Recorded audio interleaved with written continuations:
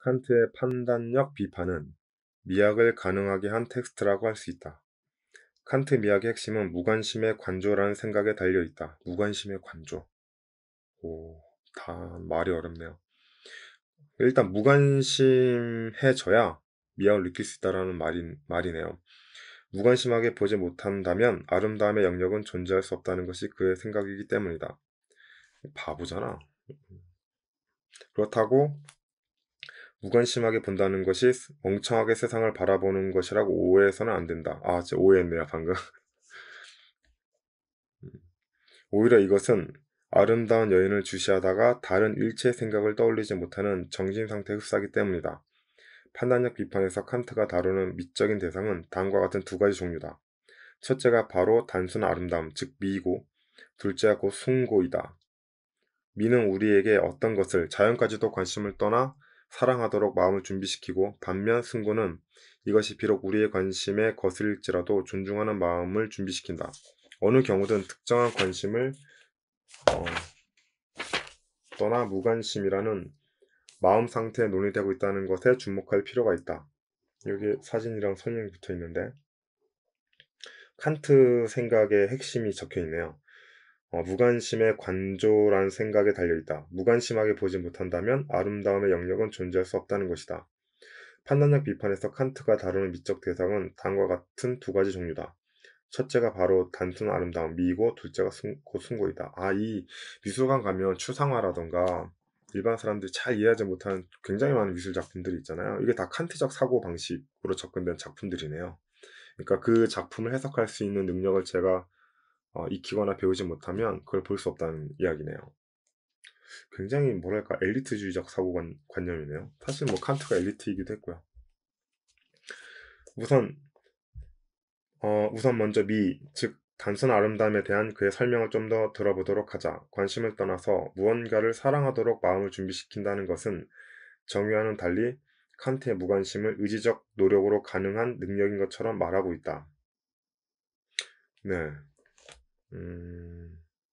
그러니까 무관심한 상태를 만들고 거기에 적합한 미를 느끼게 하는 거는 의지로 가능하다는 얘기네요. 그쵸?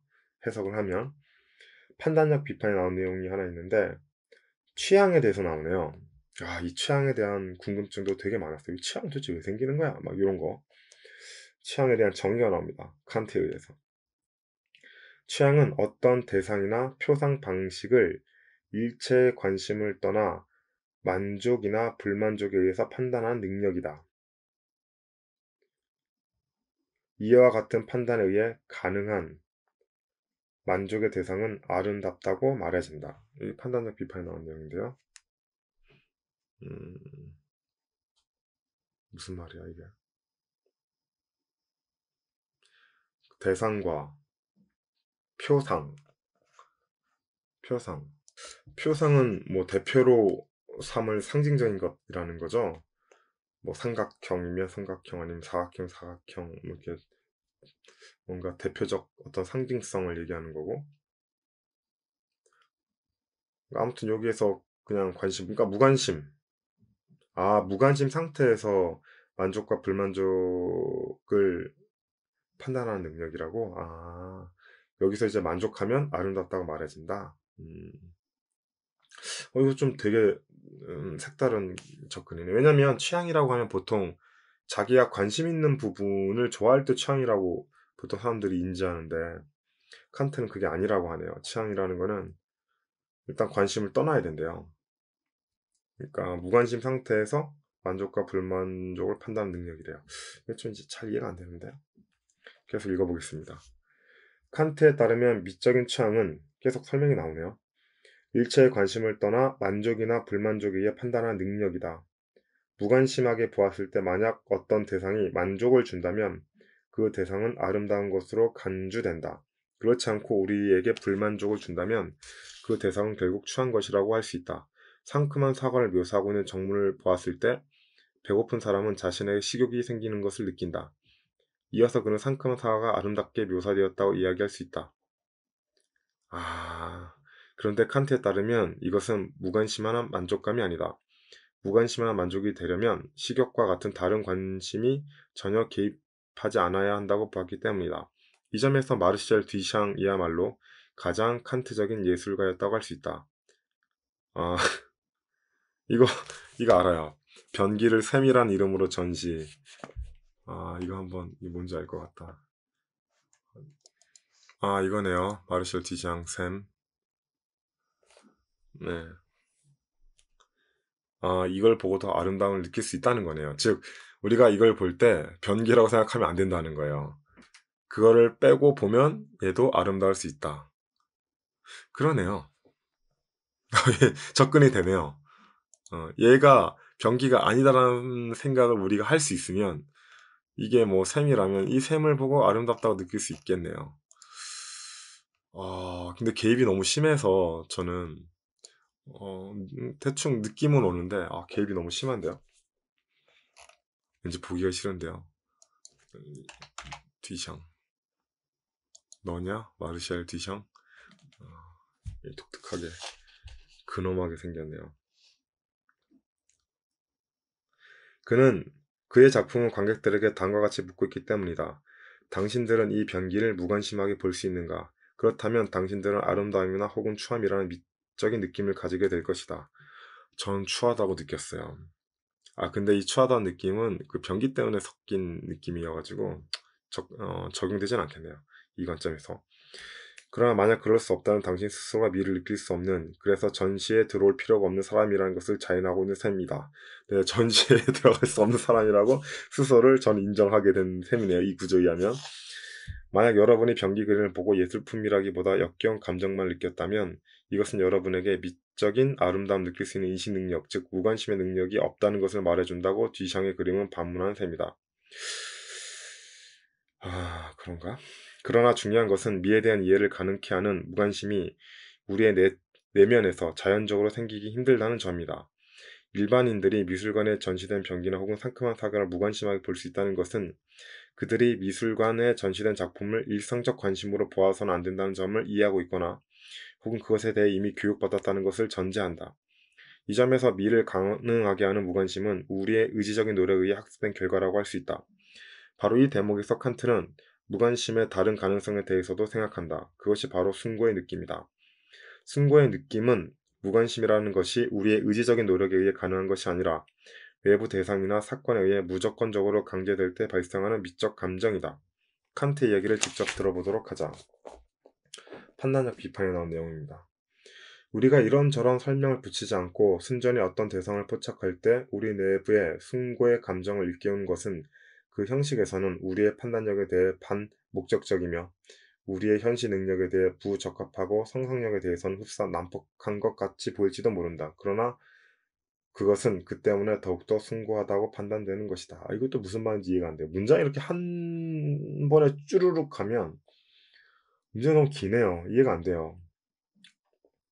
이것도 해석을 해봐야 돼. 무슨 말인지. 이거 분명히 읽었었던 기억은 나는데 대충 읽었나 봐요, 그때는.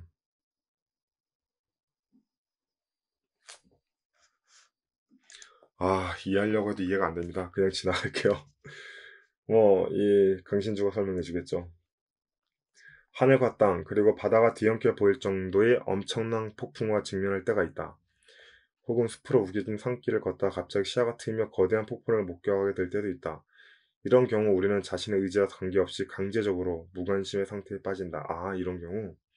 저는 우주를 볼 때 그렇습니다. 지금은 보기 힘든데 예전에 이제 시골이나 뭔가 좀 불빛이 적은데 밤에 하늘 올려다보면 진짜 별들이 엄청 많거든요. 지금 하늘 봐도 뭐 별 한두 개 보일까 말까 하는데 와, 그런데 가면 진짜 별이 무수히 많죠.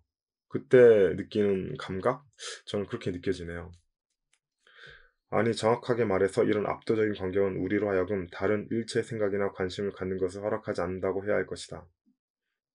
한마디로 말해 타자적 경험에 빠진 것이다. 이해돼요.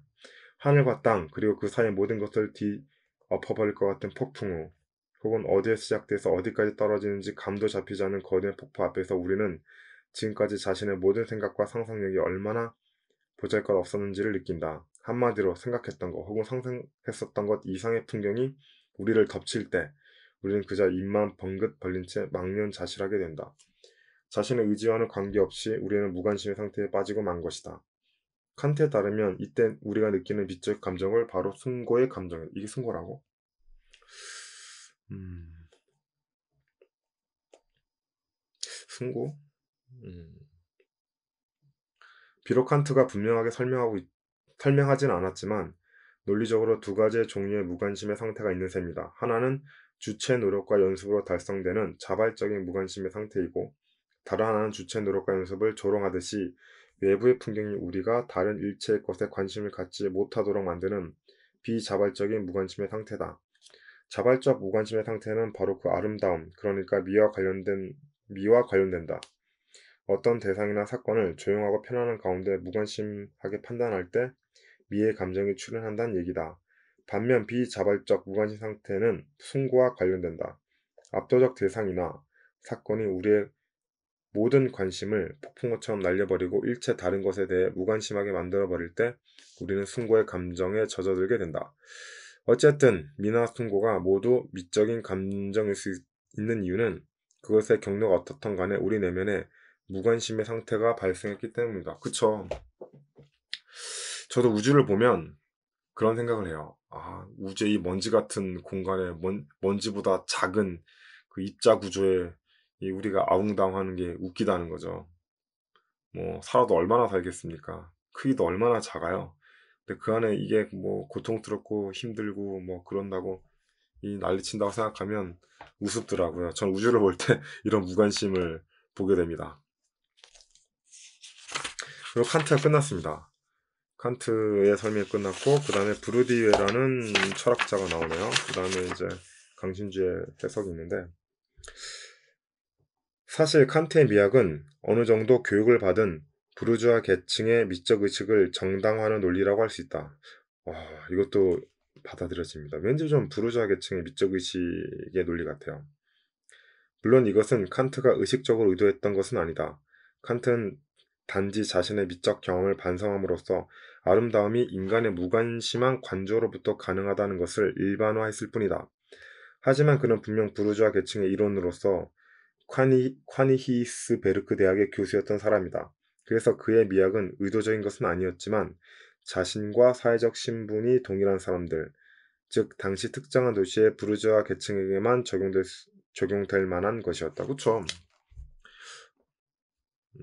왠지 그런데 무관심한 상태에서 대상을 바라봐야 인식할 수 있다 그랬는데, 이 사람은 부르주아에 속했기 때문에 그 사람들 인식 선상에서 바라볼 수밖에 없었네요. 그렇다면 이것도 뭔가 논리적 모순이 발생하는데, 무관심하라고 했지만 자신이 그 부분에 속했기 때문에 과연 그럴 수 있었을까?